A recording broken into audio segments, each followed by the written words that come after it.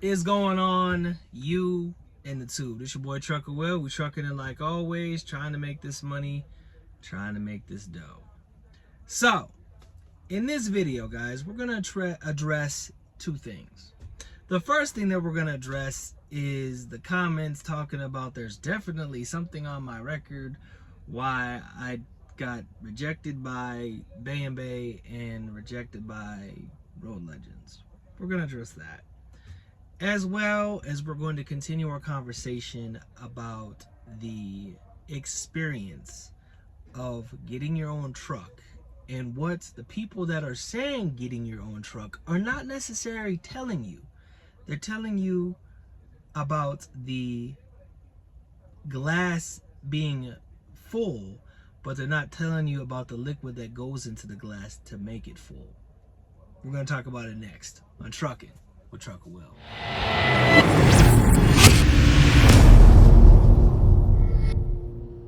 What is going on, you and the tube? This your boy Trucker Will. We trucking it like always, trying to make this money, trying to make this dough. But before we get into it, remember to like, subscribe, and share, and hit that also elusive bell below so you know when I come out with new videos on my blacktop journey, as well as smash the thumbs up button so it stimulates the YouTube algorithm to help some other drivers that may maybe be looking to coming into the industry get some much needed wisdom before they make a brash decision because they're listening to people on YouTube telling them to go out and buy your own truck. So we're going to talk about it, all right, guys?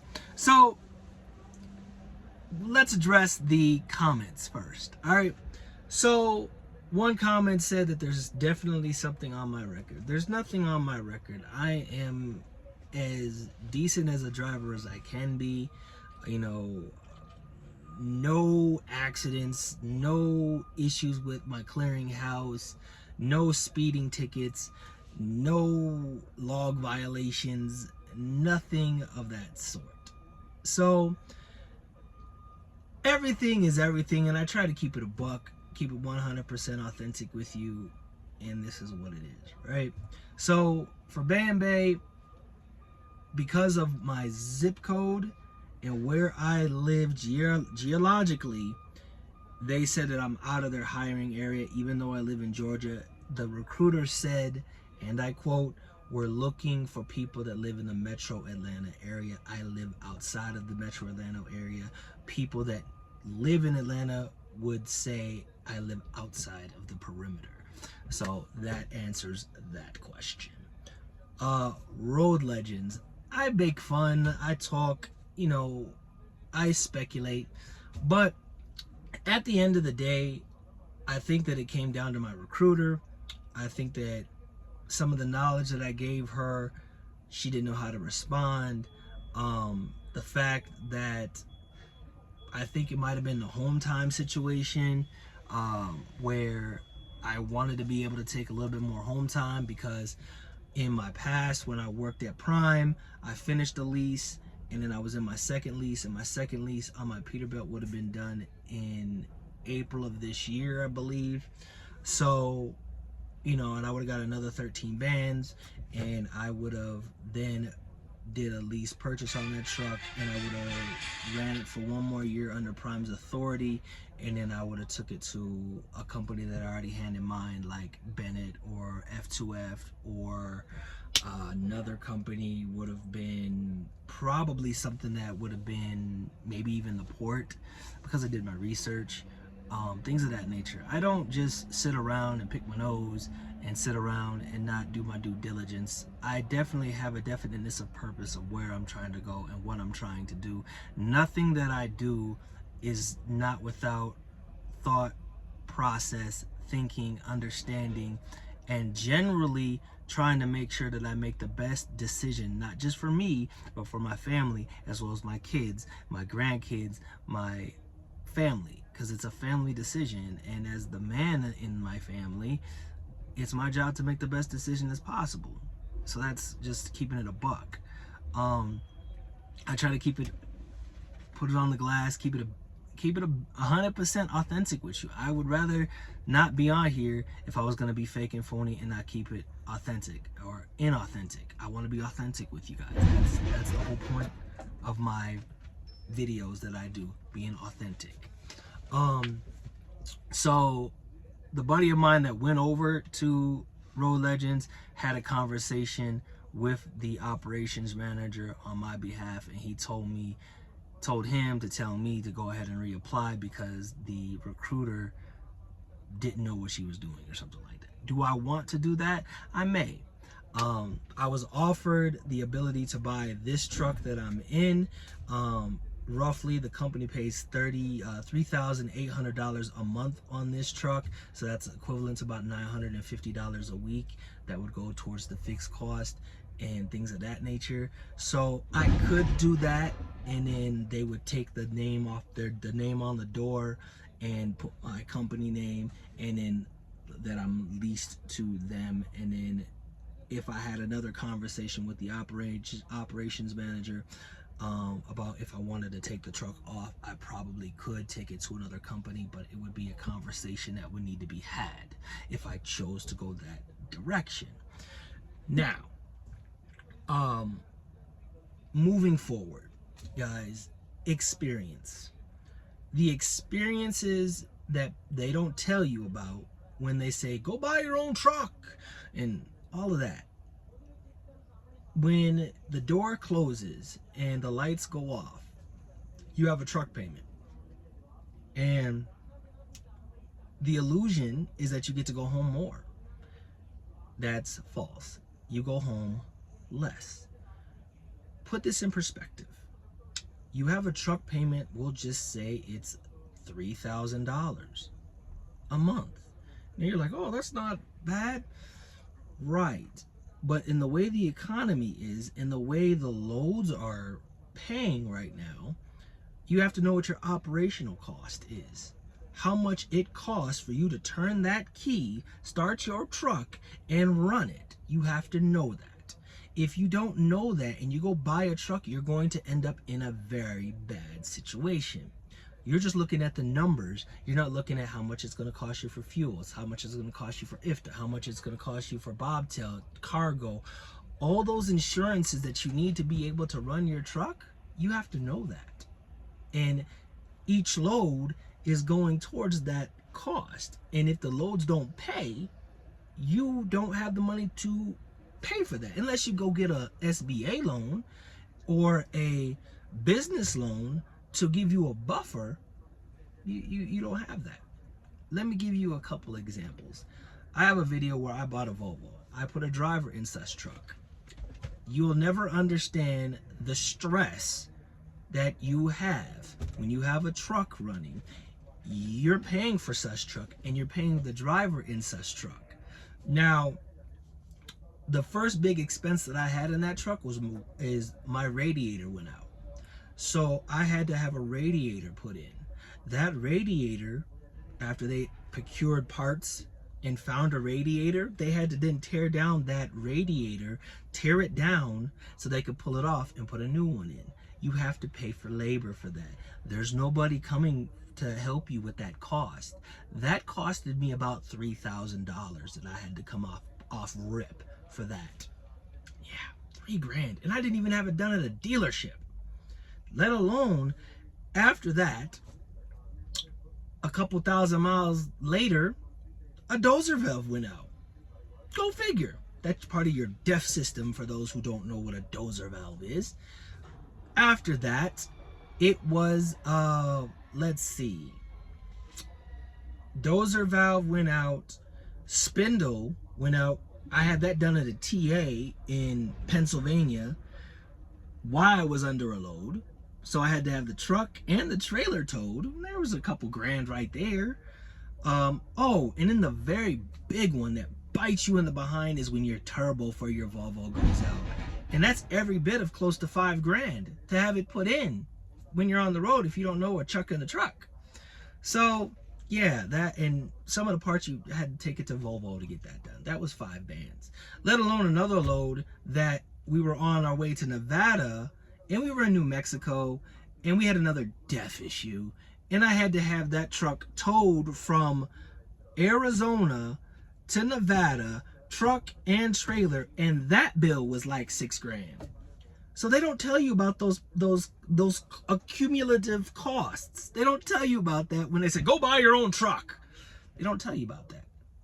So I have the receipts for that. If you, one day I'll post them if you really want to see them. It's expensive. I think my first year I spent $50,000 on just repairs. 50 bands. So, I mean, come on. You guys got to understand that when you want to make big money, you got to spend big money. And there's a reason that the profit margin in trucking is very, very minuscule. You know, tows, accidents, blowing tires. I think one time I had a leveler valve that went out. I had to pay for that.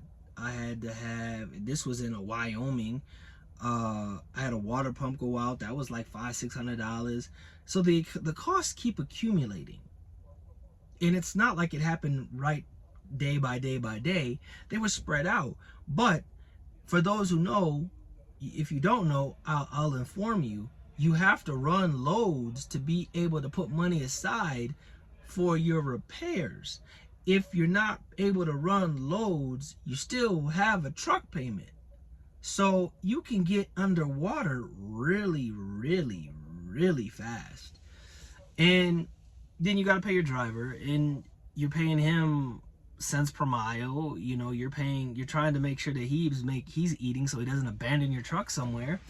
So the cost does add up, let alone you have your own fuel card that you have to make sure that you pay your creditor for that.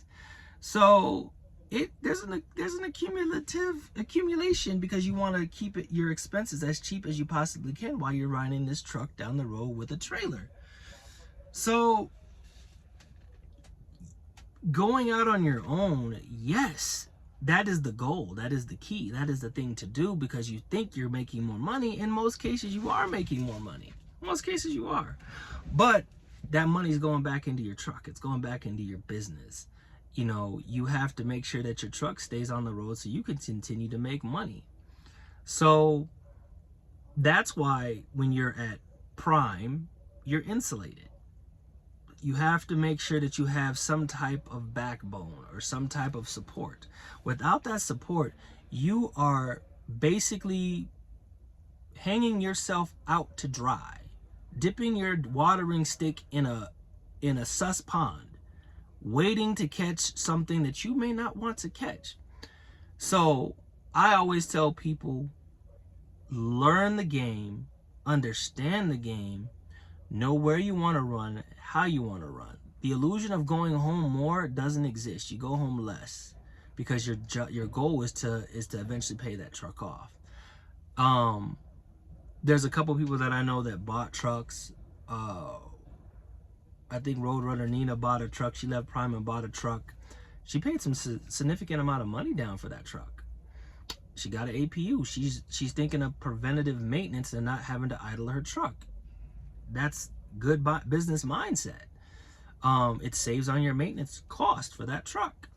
Now, all the other stuff, depending on who she goes to, is gonna be heavily predicated on the company and how willing they are to assist in anything that happens. She's got a new truck, so she's not gonna have to worry about too many repairs unless it's something that is on recall or something crazy happens. So she made a smart move, buy a new truck.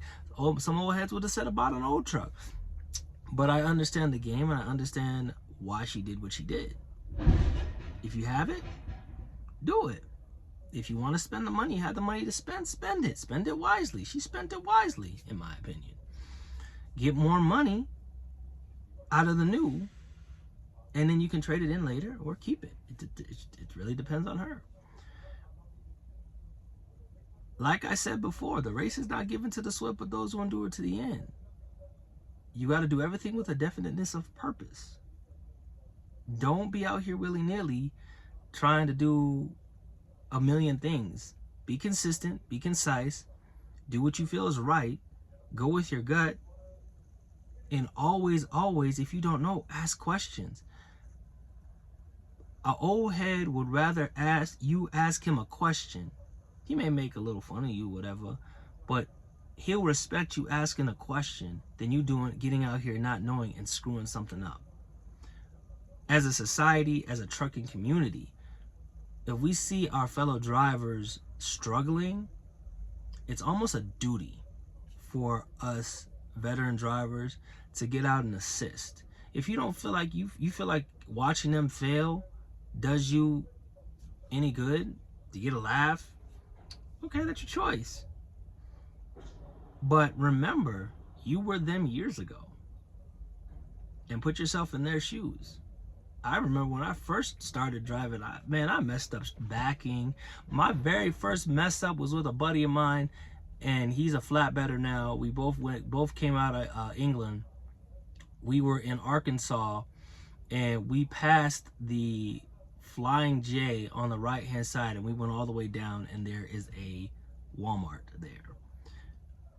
We had to go around and back 1.5 miles straight, brand new, nervous as crap, people watching, you know, all of that crap.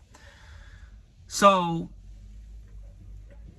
I would say anybody that wants to get out here and get their own truck, go out here and get your own truck. Make sure that you do it with some wisdom, some understanding, and some knowledge. Do your due diligence before you jump in. Sign that contract, cool, but now you got a truck payment that you have to pay. And if you have other revenue avenues that can pay for that truck so you do not have to work as hard, that's the way to go, so you can be home more. But if you don't, and you get out here and you get a truck and you're grinding and you're hustling and you think you're going to be able to go home every weekend, unless you're running a lane or you're running dedicated freight or contracted freight, and if you're on the spot market, understand that it's not going to be a walk in the park. You're going to have adversity. You're going to have challenges. You're going to be on the side of the road. It will happen. It's not a matter of if, it's a matter of when. And when it happens, you have to be able to know what you're doing, where you're going, where you are, and have an idea of the cost. There's a cost to be the boss. Remember that. Cost to be the boss. Otherwise, you have people like me, you have people like Freight Skater, you have people like Lyle, No Hippie Trucking and Transportation, you have Driver Lineup, you have Junior Honduras, you have people that are out here in the ether that will help you succeed. Because at the end of the day, like I've said before, the sky, yeah, the big blue sky, or whatever color you want to believe it's blue, the sky is big enough for all of us. And if we take time to help our fellow driver when we see them struggling, we are better as drivers. Society's got to the point where we laugh and we want to make a video because we want to go viral off of somebody's mistake. What does that say about you? Your character? What are you saying? What are you saying to all the other people? Be concise, be considerate, be diligent, be respectful, and of all else, do the right thing. So I hope that helps you guys. I hope that you guys enjoy the video. I appreciate all the new subscribers that came in. I much appreciate it. You know, I've been pushing for 3,000 subscribers. My wife put a video up there. We're trying to do when we hit the 3,000 subscriber mark, have a giveaway. So make sure that you put your Cash App up there so that I can be a blessing to somebody, and so many people are a blessing unto me. So remember to be blessed, less stressed. Keep that left door closed and that right foot down. Only when it's safe, guys. And like always, guys, I'll see you on the blacktop. Safe truck.